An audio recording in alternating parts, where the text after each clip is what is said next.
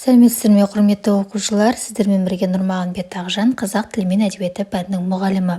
Бүгінгі сабағымызды 8-ші сыныптан қазақ тілі пәніне арнаймыз. Оның ішінде бірінші бөлім көне түркі жазбалар және қазақ жазуы, және де 3-ші, 4-ші сабақ Енесей, Талас, Орхон ескерткіштеріне тоқталатын боламыз.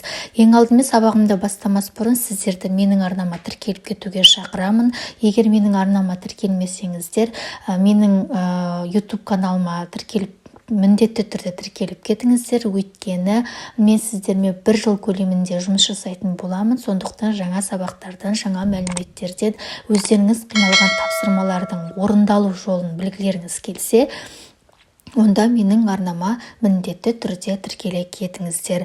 Ол үшін подписаться деген сөздің үсті басып, жанындағы қоңырауды да белгілей кетіңіз. Өйткені жаңа мәліметтерден, қызықты тақырыптардан құр қалмаңыз дегім келеді. Ал ендеше бүгінгі сабағымызды бастаймыз. Бірінші тапсырма: мәтінді оқып тақырып қой дейді. Орхон Енесей жазба ескерткіштеріне күлтегін тоны көк жырлар жатады. Бұл жыр түркілердің ерлігін, елдігін дәріптейтін тұңғыш батырлар жыры болып саналады. Түркілердің өз елі, жері үшін жүргізген соғыстарын атап көрсетеді де, сол жеңістердің оңайға түспегені, оған тоны көктің ақыл кеңесімен және ерлік істерімен үлес қосқаны суреттеледі. Тоны көк жырында дидактикалық сарындағы қанатты сөздер, афоризмдер мақал-мәтелге айналып, халықтық тілге бір жолата сіңісіп кеткен сөз тіркестері жиі кездеседі. Әсіресе тәңір, түркі, бек, бай деген ұғымдар тілімізде күні бүгінге дейін алғашқы мағынасында қолданылады. Бұны көне түркі мәдениеті мен бүгінгі қазақ мәдениеті сабақтастығының белгісі деуге болады. Мәтін сіздерге түсінікті деп ойлаймын. Енді бізге тапсырма бойынша мәтінді оқып тақырып қой деген. Бұл мәтіннің тақырыбын Орхон Енесей жазба ескерткіштерінің сыры деп қоюымызға болады. Және де оқушылар, сіздерге бүгін қазақ тілі ережесінен күрделі сөздерге тоқталған, кітаптарыңызда берілген күрделі сөздер, қос сөздер, тіркескен сөздер, қысқарған сөздер, біріккен сөздер деп 4 түрге бөлінеді. Және осы сабақтар жеке-жеке менің YouTube арнамда бар. Егер де сіздерге бұл біріккен сөздер, қос сөздер, тіркескен сөздер, қайталама қос сөздер, осы тақырыптар керек болса, менің каналымнан тауып, іздеп қарауларыңызға болады. Мен жоғарыға белгілеп кететін боламын. Екінші тапсырма мәтін бойынша жоспар құры. Яғни бірінші тапсырмада көрсетілген Орхон Енесей жазба ескерткіштері, осы мәтінге сай біз жоспар құратын боламыз. Мысалы, бірінші Орхон Енесей жазба ескерткіштерінің түрлері, екінші Орхон Енесей жазба ескерткіштерінің сыры, үшінші тоны көк және тоны көк жырының дидактикалық сарыны, төртінші түркі мен қазақ мәдениетінің сабақтастығы деп жоспар құруымызға болады. Бұл жоспарда әрине өз сөздеріңізбен басқаша жазуларыңызға және әрі қарай толықтыруларыңызға да болады.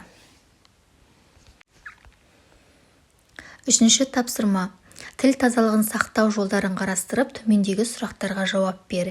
Яғни бұл сұрақтарға сіздер өз сөздеріңізбен, өз ойларыңызбен жауап берулеріңіз керек. Мысалы, қараңыздар. Бірінші, көне түркі ескерткіштерінің зерттелуі қаншалықты маңызды? Жауап: менің ойымша, көне түркі ескерткіштерінің зерттелуі өте маңызды болып табылады. Себебі бұл ескерткіштерде тұңғиық тарихымыз баяндалған. Олар өзімен бірге құнды өсиет алып жүреді. Екінші, тілді қолданудың өзіндік талаптары бар ма? Жауап: әрине бар. Себебі тіл де ғылымға жатады және оның өзіндік талаптары мен ережелері болады. Тілді жүйесіз, қасиетін кетіріп қолданбай, сауатты сөйлеп, сауатты жазуға үйренуіміз қажет. Үшінші, әркімнің өз бетінше сөйлей беруі сөздің мағынасына әсер ете ме? Жауап: әрине әсер етеді. Сөзді бұрмаландырып айтып сапасын жоғалту оның мән мағынасынан айырылуына алып келеді. Төртінші, тіл тазалығын қалай сақтап қалуға болады? Жауап: қоғамды қазақ тілін дәріптеуге шақырып, сауатты сөйлеп, жазуға, тіл тазалығын ұстануға баулу қажет. бұл мәселенің маңыздылығын түсіндіру керек. 4-ші тапсырма. Мәтін бойынша сұхбат құрыңдар. Сіздерге 4-ші тапсырмада мәтін берілген. Алдымен сол мәтінді оқып шығыңыздар және де соңында осы сұхбатты қарасаңыздар болады. Мысалға, сәлеметсің бе, Азамат? Мектеп оқушыларына арналған сұхбатқа қош келдің. Сәлеметсіз бе? Сізді көргеніме өте қуаныштымын. Бүгін сенімен бірге азаматтық белсенділік, ел тағдыры, ұлт тағдыры, ұлттық тіл тақырыбында әңгіме өрбітетін боламыз. Дайынсың ба? Жақсы, дайынмын. Сенің ойыңша азаматтық белсенділік деген не? Мен азаматтық белсенділікті білегіңді түріп тастап, кез келген жерде бой көрсетіп, сөз сөйлеу емес, бүгінгі мен ертеңін ұштастырып жүретін, елдің көкейкесті мәселелерін қозғай білетін, ел үшін кез келген қиындыққа қасқайып қарсы тұру деп білемін. Ел тағдыры, ұлт тағдыры дегенді қалай түсінесің? Ол елің үшін күресе білу. Ер ел үшін туады, ел үшін өледі деген сөз бар. Еліміздің өр рухты кез келген азаматы өз жұртымыздың тілін, дінін, салт-дәстүрін, әдебиеті мен мәдениетін қорғай білсек, келешек ұрпақ үшін қалдырар мұрамыз көп болары сөзсіз. Керемет жауап. Азамат, әлемді өзгерту үшін ең бірінші не істеу керек деп ойлайсың? Алдымен өзіңнен бастау керек. Себебі бізде сол бір әлемнің мүшесіміз және ол үшін алатын орнымыз зор. Мырзатай Жолдасбеков айтқандай, бүгін сен түзелсең, ертең ел түзеледі. Өте керемет. Ал туған тіл туралы ойың қандай? Мен өз ана тілімді өте қатты құрметтеймін. Біздің жеке ұлт болып, өз әдебиетіміз бен мәдениетіміздің болуы осы тілдің арқасы. Ұлттық тіл, ұлттық рухтың негізі. Өте жақсы, керемет жауап бердің, Азамат. Өзің сияқты ұлтжанды қазақ азамат өсіп келе жатқанда, қазақ елінің еңсесі түспейді деп ойлаймын. Бүгінгі сұхбатқа келіскеніңе және сұхбат бергеніңе үлкен алғысымды білдіремін. Оқу жылың жемісті болсын, сау бол. Сізге де үлкен алғысымды білдіремін, сау болыңыз. Міне, құрметті оқушылар, сіздерге мен үлгі ретінде көрсеттім. Осы үлгі бойынша өздеріңіз қайта құрастыруларыңызға да болады. Мен бірнеше тақырыптарды ғана қарастырдым. Сіздер мәтінде көрсетілген жазушыларымыздың пікірлерін, сөздерінен осылайша сұхбат құруларыңызға болады. 6-шы тапсырма. Берілген сөз тіркестерін қатыстыра отырып, менің елім тақырыбында пікірлесіңдер. Сөз тіркестері: мәдени орындар, құпия жазу, сұлу табиғат, тарихи оқиға, ұлттық ою-өрнек және қара шаңырақ. Менің елім мен үшін өте қымбат және қадірлі де қастерлі. Елімнің көркіне көз тоймайтын сұлу табиғаты, сарқырап аққан өзен көлдері, көк аспанмен тілдескен биік-биік таулары, мөлдіреп аққан бұлақтары, таудан тауға еркелей секірген жан-жануарлары жүрегіңнің түкпірінен ерекше орын алады. Заман талабынан қалыс қалмайтын, көздің жауын алатын мәдени орындары да жетерлік. Халқымыздың өткен тарихының өзі сан құпияға толы тарихи оқиғалардан құралады. Ата-бабамыздың қасық қаны қалғанша, ақ найзаның ұшымен, ақ білектің күшімен қорғап қалған кең даламыздың өзі тарихи оқиғаларға толы үлкен тарихтан тұрады. Ұлттық тағамымыз, ұлттық киіміміз, ою-өрнегіміз әрқашан өзімен бірге тектілігімізді, біркелкі ерекшелігімізді көрсететіндей. Ұлтымыздың тәрбиесі де сонау бесігімізден басталады емес пе?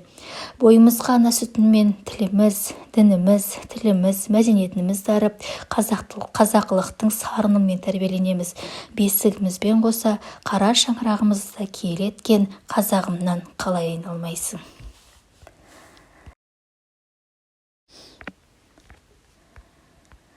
Жетінші тапсырма.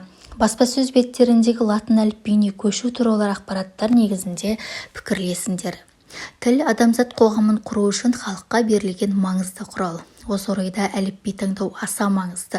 Бұл бағыттағы бастамаларға жеңіл қарауға болмайды. Өйткені еліміздің болашағы, тілі, сөйлеуі мен жазуы осы тайға таңба басқандай анық етіп көрсетілген әліпбиімізге байланысты емес пе?